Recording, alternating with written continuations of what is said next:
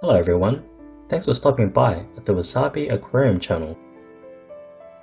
In this episode, I'm going to show you how to select plants best suited to small aquariums. This video is helpful for those who are planning to build a small aquarium, or for those exploring which plants to buy when setting up a small planted aquarium, and for those who want to create a small yet pleasing layout. Then this video is for you. Everyone has different considerations, factors, and methods when setting up a new aquarium. General plant considerations include color, leaf shape, appearance, and difficulty. I think most will select plants based on leaf size, or simply selecting something they just like. So, which of these four considerations do you think is most important in selecting the ideal plants? Yes, it's the leaf size. This is a very important consideration, because making a poor decision here will result in a bad layout.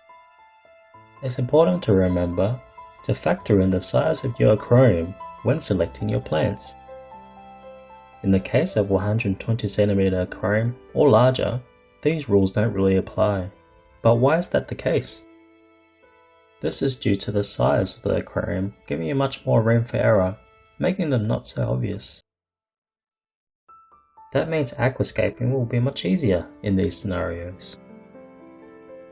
However, as the video title suggests, we will be limited on the plant varieties that we can select to ensure that they fit well with small aquariums. This is because the size of the plants is extremely important due to such a confined aquarium. Plants with extremely large leaf sizes in a 30 cm aquarium is definitely not a good choice. Echinodorus or Amazon sword may mature to the size of your palm. Therefore, you will only see this plant in a 30 cm aquarium. The overall impression will draw focus to only the big leaves. This detracts attention elsewhere in your layout. Large plant sizes will also distort other details and features in a small aquarium. It is thus extremely important to only select smaller leaf plants for a small aquarium. It's also vitally important to note that the smaller aquariums aren't so tall in height in comparison to aquariums 60 cm or larger. I think you may have already guessed why this is noted. This applies to plants that may grow vertically. As plants grow taller, it will eventually grow out immersed and change the plant's overall appearance. This is very important to note, as some plants become weaker due to excess trimming over time, but it doesn't mean that it will die. After trimming, plants will regrow from the nearest node on the stem. This will cause slight changes to your original layout. Additionally, the more you trim, the slower the regrowth. This will detract from the overall aesthetics to the layout, well, until they are regenerated anyway.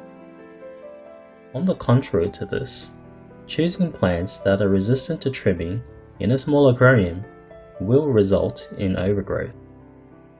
Please keep these 2 points in mind, as they are very important when selecting plants with smaller leaves and trim resistance. Having highlighted these caveats, let's talk further in detail of the plants that satisfies these 2 points. Nowadays, there's a never-ending list in regards to aquarium plants and species. Beginners are often overwhelmed and often confused on what to select, so I hope this video helps. I will cover the top 3 plants for each position in a small aquarium. I will commence from the front of the aquarium, the foreground. The foreground selections are 1. Monte Carlo, 2. Dwarf hairgrass, and 3. Cuba. The common denominator for the 3 selected plants is its leaf size and stunted height. The selected plants are considered to be the perfect trifecta for foreground plants for a small aquarium. If you like to have a fine and thin foreground carpet, go with Cuba, is considered a relatively fast growing plant with low difficulty. Monte Carlo is also a good selection, as it is very easy to maintain. If you like the idea of a lush green golf course, then you'll love Monte Carlo as the foreground carpeting plant. Depending on your aquascape, any of these three plants will make maintenance in a small aquarium relatively easy. The last plant that you saw, and third on a list, is called Australian Dwarf Hydrocotyle. On to the next part of the aquarium, Midground. This is Staurogyne Repens, and is also commonly used in midground planting.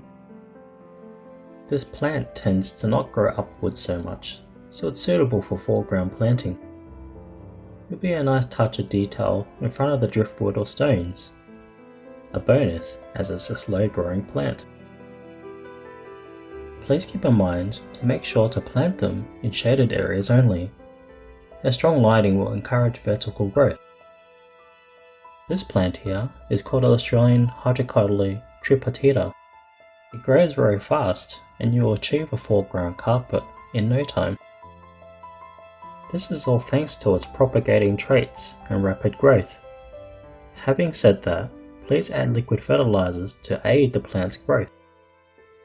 Doing so, you'll get a lush carpet in no time, but there are some precautions for this plant.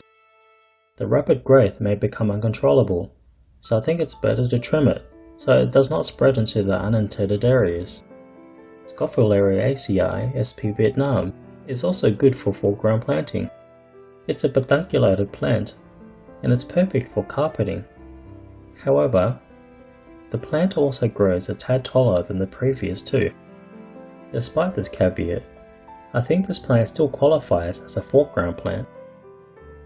With proper maintenance and trimming schedules, it will make this such a wonderful foreground plant to have. I recommend that you think about the layout and select which of these plants best suits your scape. On to the next, background. Yes, we'll see Rotala included. 1. Rotundifolia Ceylon, 2. Rotala Sp, and 3. Pearlgrass for its growth potential and strength. Rotala Ceylon is an insanely low growing plant, and it isn't phased by constant trimming, a very good plant for small aquariums.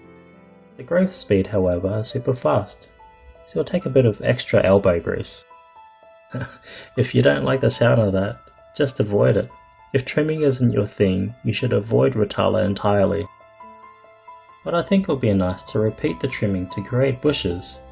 This plant is very easy to use because trimming does not stunt the plant. The leaves are relatively small too.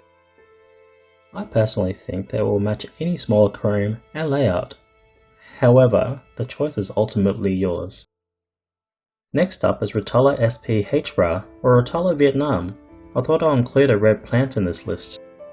Unlike other species of Rotala, this plant, under the right conditions, will become a beautiful red, low-growing plant, perfect for smaller aquariums. To sweeten things up, Rotala Sp doesn't need constant trimming. In terms of colour, it is top class and bright red compared to other stems available. This plant will definitely add a pop of colour into your aquarium. On to the final one, Pearlgrass. Unlike the previous plants, this one is a fast grower similar to weed. Pearlgrass is very trim resistant and relatively easy to maintain, so it's made the list for background plants. The good thing about Pearlgrass is that it can be widely used in all areas of your aquarium. With controlled maintenance and trimming schedules, you can safely enjoy Pearlgrass anywhere in your aquarium. As I mentioned earlier, Pearlgrass grows rapidly and it enjoys slightly soft water. That means that if your pH is relatively low, the growth of Pearlgrass will slow down considerably. Please keep this in mind. Thus, if you want to accelerate the growth of Pearlgrass, please adjust your water accordingly. Since it's a fast-growing plant, think about your overall layout and use it in accordance to your plan. However, As experience has shown, all stem plants will eventually become tired over time. In these cases, I recommend replanting the trimmed parts amongst the bush to ensure growth continuity. I think that pearl grass is very excellent in the sense that it can be used for a very long time. There are a lot of other plants that may be used in the background, but we're limited to just 3 types today. For example, Rotala Rotundifolia green is also a good background plant. Or the Micranthemum plant species, for those who want to achieve a thin stem layout. I've covered the top 3 fore, mid and background plants.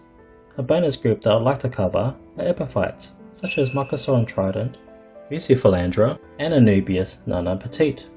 This is my top 3. For those who want or already have a driftwood layout, Micranthemum trident will pair great with this hardscape. Otherwise known as trident fern, it can be grown compactly, and I think it's suitable for small aquariums. The width of the leaf is narrow, but with the caveat that it will grow longer over time. That may cause issues later down the track. I think that it may take too much space if you let it grow naturally. However, if you combine it together, it will be nice and compact in your aquarium. This also applies to the Bulbitis plant. The difference is that the leaf size will increase as nutrition increases. A bit tricky for beginners, as Bulbitis is positioned as an intermediate sort of plant. I think it's technically difficult, so I've removed it from the top 3. But don't let this discourage you from using Bulbitis. I'll be making another video to show you how to keep Bulbitis small. Stay posted for that video. Next up, Bucephalandra. I love all varieties of Bucephalandra. I think this plant is pretty underrated nowadays, as the focus has shifted to other plants, but I think it's perfect to use in any small aquarium. Bucephalandra species vary in smallish sizes, colour and shape of the leaves is truly unique. Bucephalandra sports various interesting elements, such as its gloss appearance, so I think it's the ultimate addition to any small aquarium. So long as you maintain its propagation, you won't feel so lost in your layout. I think that the small aquarium's layout will be accentuated with the presence of Bucephalandra's unique traits. And finally, Anubias. There are so many species out there, some large and some tiny. This is Anubias nana petite. Its leaves are small and adds a nice touch of beauty to your small aquarium. Like all other species of Anubias, it's very easy to grow without CO2, even in low-lit areas shaded by stone or driftwood. Definitely a nice touch, with the roots naturally bonded to the hardscape. You may have noticed that I did not add moss to the list. You can use moss in small aquariums, just wrap the moss around the driftwood or stones. So, there you have it. I spoke about the variety of plants best suited to small aquariums. Even with a narrow space unique to small aquariums, you can still make it look outstanding. The plants listed in these tiers are emphasized on pedunculated plants that can withstand frequent trimming. I have put the details of the plants mentioned in the description below. Please check it out after the video to learn more. I hope that helps you. If you want to start a small aquarium in future, but don't know where or how to begin, check out the other videos listed in the description below. In the videos listed, you'll see easy to understand startup procedures, tips and tricks relating to establishing a small aquarium. If you have any questions, or you'd like me to explain other topics, please drop a comment below. Nora Aqua will try to answer your questions. Commonly asked questions may be featured in future videos. To learn more, please watch my other videos. I will try my best to create more content and tutorials to help you solve your aquarium problems. It is my absolute pleasure to help you at home. I would gladly appreciate it if you like, share and subscribe to the Wasabi Aquarium channel. I would also be very grateful if you can give us great feedback below. Anyway, thanks for watching and I'll see you next time.